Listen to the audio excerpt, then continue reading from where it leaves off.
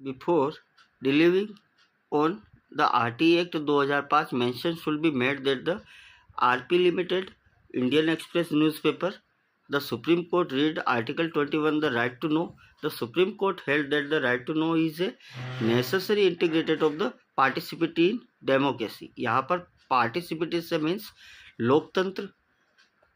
लोकतंत्र या जनता से है, जो पार्टिसिपेट करती है। किस में पार्टिसिपेट करती है? अपने नेता को चुनने के लिए या अपनी सरकार को चुनने के लिए। तो जहाँ जहाँ पर लोकतंत्र है वहाँ पर जनता को ये पूरा अधिकार दिया गया है। जिस सरकार को चुनकर वह देश चलाने की जिम्मेदारी देते हैं, वो अपना काम ईमानदारी से कर रहे हैं या नहीं कर रहे हैं, इसी चीज़ को देखने के लिए राइट टू इन्फॉर्मेशन एक्ट 2005 लाया गया। राइट टू इन्फॉर्मेशन एक्ट 2005 में कुछ चीज़ों को सेक्शन के साथ समझाया गया है, तो थोड़ा सा इन सेक्शन को देख लेते हैं जो अपने लिए एग्ज़ाम के लिए इम्पोर्टेंट होने वाले हैं। इसी के साथ article 21 conference on all person a right to know which is the include a right to receive information. और आर्टिकल नंबर 21 ये इंश्योर करता है, या ये आर्टिकल 21 पर्सन टू राइट, यानी एक पर्सन को ये राइट्स देता है। किसका राइट्स देता है? किसी भी इंफॉर्मेशन को रिसीव करने का। कौन सी इंफॉर्मेशन? सरकारी कामकाज से रिलेटेड जो भी इंफॉर्मेशन है उस इंफॉर्मेशन को रिसीव करने का राइट्स देता है आर्टिकल नंबर 21 भारत के हर सिटीजन को। तो यहाँ पर भारत के हर सिटीजन को जो राइट्स दिया गया है उसी राइट्स को थोड़ा सा आगे समझते हैं। Article 19 sub section 1 close A of our constitution guarantee to all citizen freedom of speech and expression। यानी आर्टिकल 19 सब सेक्शन 1 क्लोज ए अपने इंडिया के हर नागरिक को फ्रीडम यानी आज़ादी देता है। किसकी आज़ादी देता है? स्पीच यानी बोलने की, एक्सप्रेशन यानी अपनी भावनाओं को व्यक्त करने की या अपने इमोशन बताने की।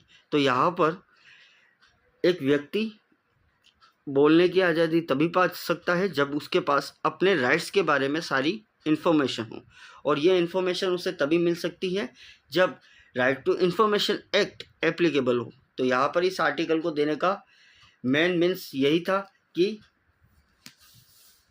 सिटीजन को वो राइट्स तभी दिया जा सकता है फ्रीडम ऑफ स्पीच और एक्सप्रेशन का, जब उसके पास इन्फॉर्मेशन होगी, नॉलेज होगा, और ये नॉलेज होगा कि उसके राइट्स क्या क्या है। तो इंसान को जीने के लिए भी जानना ज़रूरी है, क्योंकि वो जी रहा है केवल लेकिन कुछ नहीं जानता है तो उसका जीना बेकार है। तो यहाँ पर at the 19 subsection 1 her Indian citizen को ये राइट्स देता है। किसका राइट्स देता है? स्पीच और एक्सप्रेशन का। इसी के साथ आर्टिकल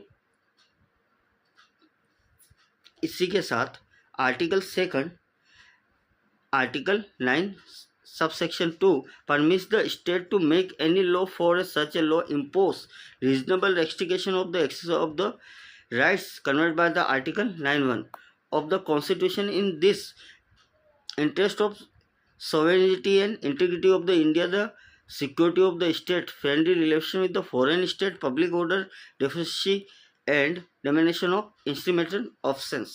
यानी इंडिया के जो भी स्टेट है वो स्टेट जो लॉ बना रहे हैं, या इस लाइन को अपन आराम से यहाँ देखते हैं, क्योंकि इस लाइन को यहाँ से the state is not only under the obligation to respect the fundamental rights to citizen but it is equally under an obligation to ensure condition under which is these rights can be meaningfully and effective to enjoy to all of।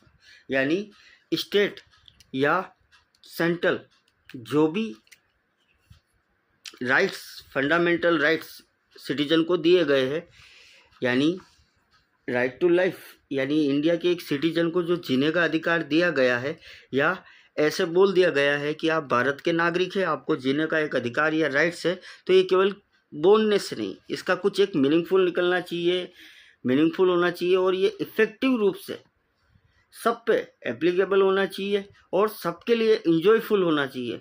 इसी obligation के लिए 19 subsection 1 ए डाला गया है कि state के लिए compulsory ये और नेसेसरी ये है कि वो इन राइट्स को लागू करे, जनता को बताए या सिटीजन को इन अपने राइट्स के बारे में पता चले, जिससे कि अगर उनके राइट्स का हार्म होता है तो वह इसके बारे में अपनी बात या अपनी आवाज़ उठा सके। तो यहाँ पर right to freedom and speech, यानी ये तो अब आपको पता ही है, एक इंसान बोल तभी सकता है जब उस पर नॉलेज होगा, उसे अपने राइट्स के बारे में पता होगा। और राइट्स और स्पीच के लिए ज़रूरी है कि वह उन सारे राइट्स को समझे जो उसके है और सरकार ने उसे दे रखे हैं। तो यहाँ पर इन्हीं राइट्स को समझाने के लिए राइट टू इन्फॉर्मेशन एक्ट बनाया गया है।